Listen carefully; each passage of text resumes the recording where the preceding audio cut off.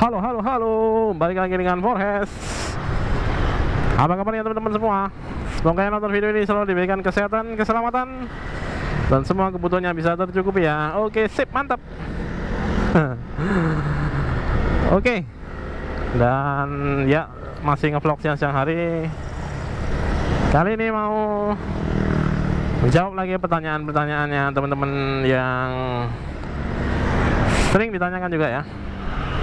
Itu cara mengerem di turunan. Oke.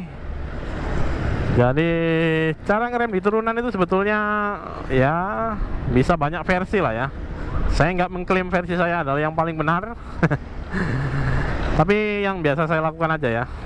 Karena juga saya jarang sekali ketemu jalan turunan yang panjang ya, terutama ya. Kalau yang curam sering, tapi kalau yang panjang jarang sekali ya. Jadi kalau cara mengerem di turunan yang curam, yaitu saya selalu, kalau curam kan harusnya nggak terlalu panjang ya, curam aja, curam. Nah kalau yang panjang itu beda lagi. Nah kalau yang panjang dan curam, nah ini saya beberapa ketemu, dan ini biasanya jalannya di kampung-kampung gitu ya, di kampung saya sih terutama ya. Itu jalan mau ke sungai, ke tempat untuk mengambil air, itu biasanya curam dan juga panjang. Kita cuma dapat beberapa meter aja buat yang tempatnya agak landai gitu ya.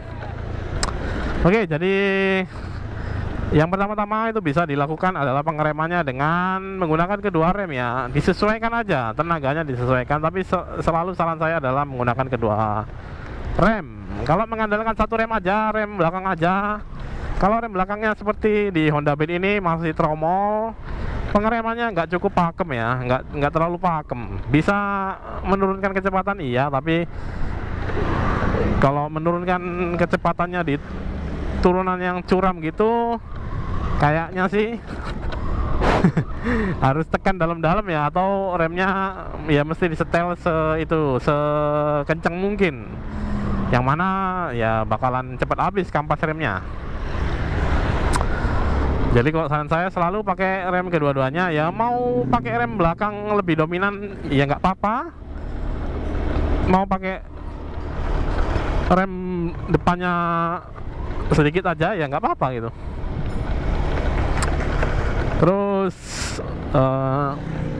caranya juga bisa ditambah dengan menggunakan engine brake ya. Kalau engine brake di motor matic ini agak sedikit membingungkan, terutama untuk pemula ya. Kalau saya sih beberapa kali sudah bisa melakukan engine brake di matic, yang mana ya itu dijaga supaya mesinnya nggak loss atau nggak apa ya istilahnya ya.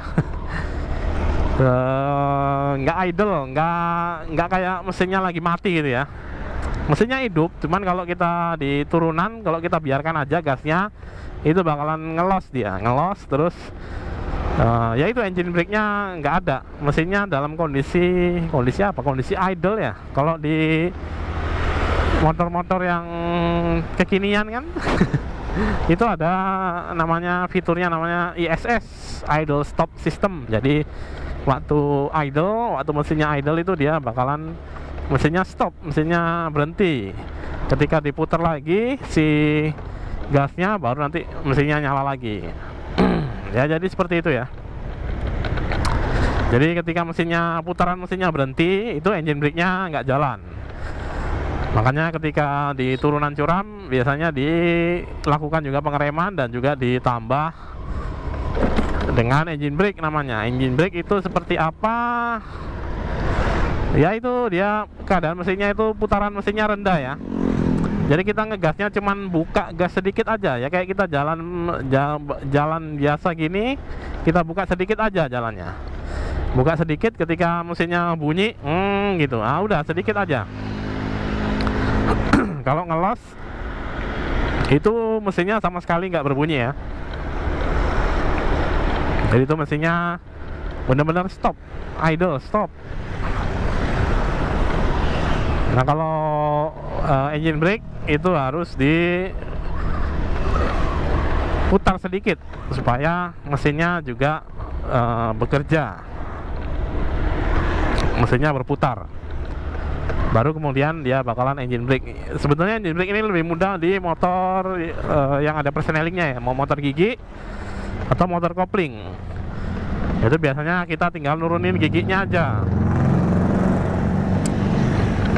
dia bakalan ya meraung juga sih ya, karena dia akan dipaksa oleh turunan itu kecepatannya supaya nambah, tapi oleh engine brake ini dibatesin ya, dibatesin lah ya, kecepatan maksimumnya bakalan dibatesin.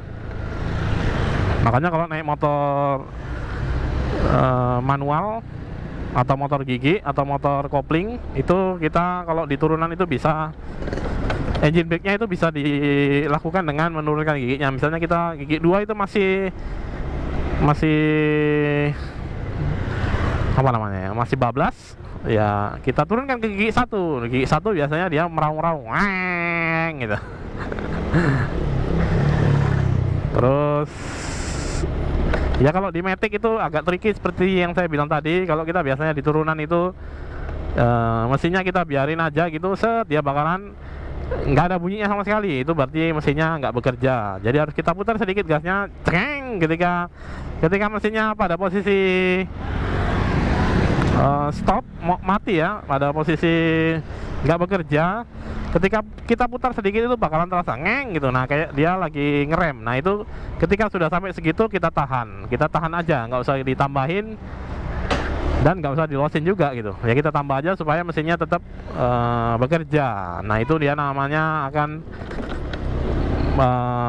engine brake si motornya, motor Matic-nya ya, akan engine brake.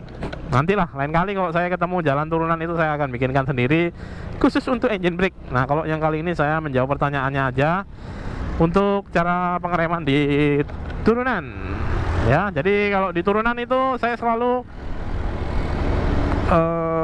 mengatur kecepatannya supaya nggak bablas. Jadi saya bisa pakai rem kedua-duanya ya. Kalau misalnya pakai rem belakang sudah cukup maksimal ya, pengereman saya nggak sampai ambles ya, nggak sampai habis gitu ya. Biasanya saya ngeremnya ya cuman sampai dia ngerem aja gitu. Nah, ketika masih cukup bablas, nah saya bantu dengan rem depan. Jadi rem depan fungsinya membantu.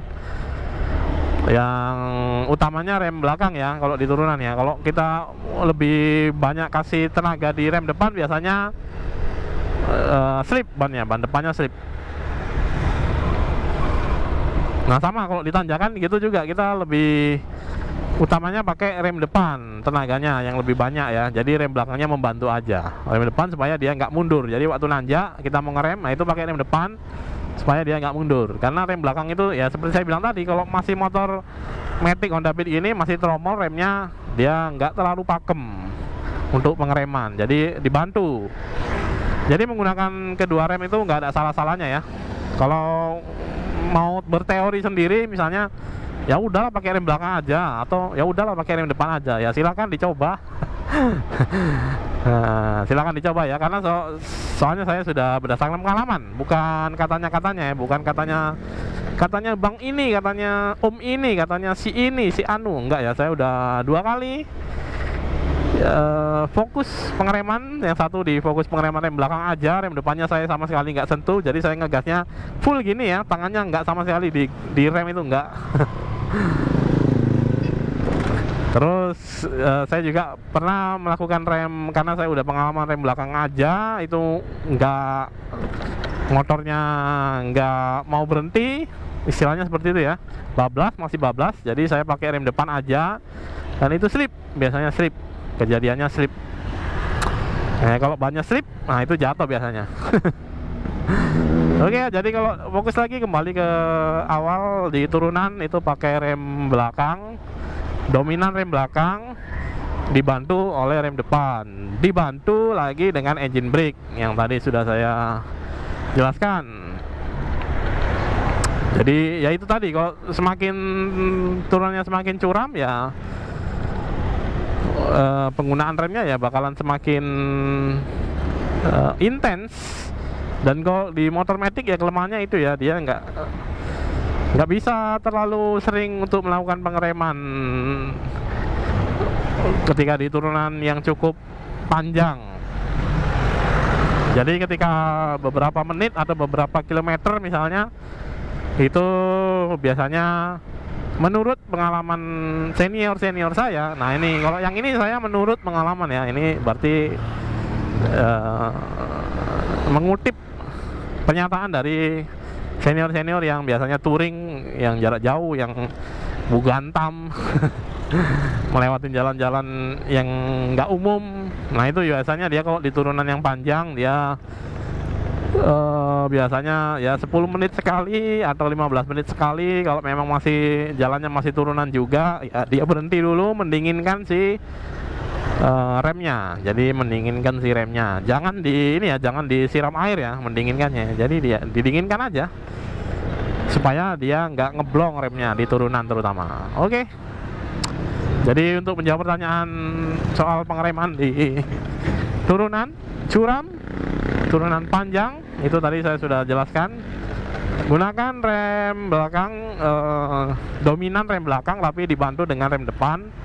Saya nggak bilang pakai rem belakang aja ya, tapi dominan rem belakang dibantu dengan rem depan. Apalagi kalau saya sendiri sudah terbiasa menggunakan kedua rem, jadi nggak bisa saya lepas salah satu, jadi saya tetap pakai kedua-duanya.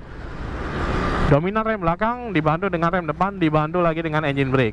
Oke, untuk engine brake sendiri kalau teman-teman belum paham dari penjelasan saya tadi, nanti mungkin lain kali saya bikinkan spesifik ya. Kalau saya ketemu jalannya yang turunan gitu saya akan bikinkan caranya, tutorialnya. Oke. Ya itu juga kalau teman-teman nungguin ya makanya di subscribe dulu biar nggak ketinggalan kalau ada video-video yang terbaru. Oke. Demikian untuk video kali ini. Terima kasih sudah menonton. Salam Wakanda forever. Ini kali ini Wakandanya di motor Matic. Biasanya di motor Karisma ya. Salam Wakanda forever dan bye bye.